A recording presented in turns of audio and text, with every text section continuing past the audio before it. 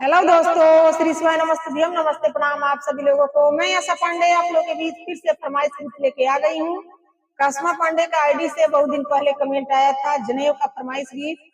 तो कस्मा दीदी आपको बता देना चाहती हूँ, बहुत दिन पहले की है, लेट हो गया, उसके लिए क्षमा चाहती हूँ। हम लोग लगन में चले गए थे और होली आ गया, तो आपका फरमाइश गीत सुनाने जा रही हूँ। अच्छा लगेगा तो कमेंट में जरूर बताइएगा, गीत को पूरा सुनिएगा।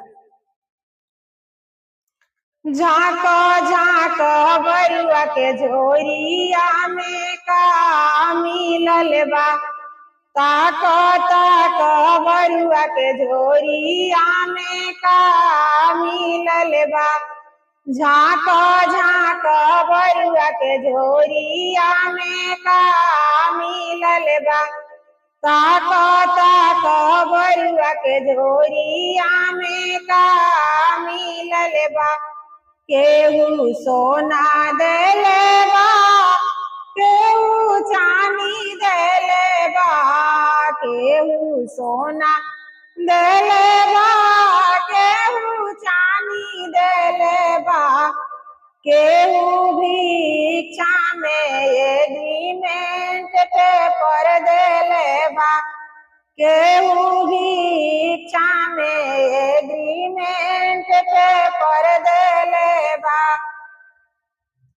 बाबा सोना देले बनी, दादी चांदी देले बड़ी, बाबा सोना देले बनी, दादी चांदी देले बनी। फूफा जी भिक्षा में एग्रीमेंट पेपर देले बनी, फूफा जी झोरिया में एग्रीमेंट पेपर देले बनी। आपन साइन कइल बा, ओपर मोहर मारल बा, ओपर साइन कइल बा, ओपर मोहर मारल बा। आपन आधा जाए जाद देव के वादा कइल बा, आपन आधा कमाई देव के वादा कइल बा।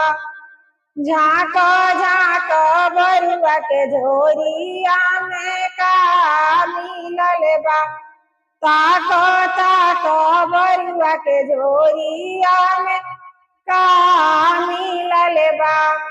केहू सोना देले बा, केहू चांदी देले बा,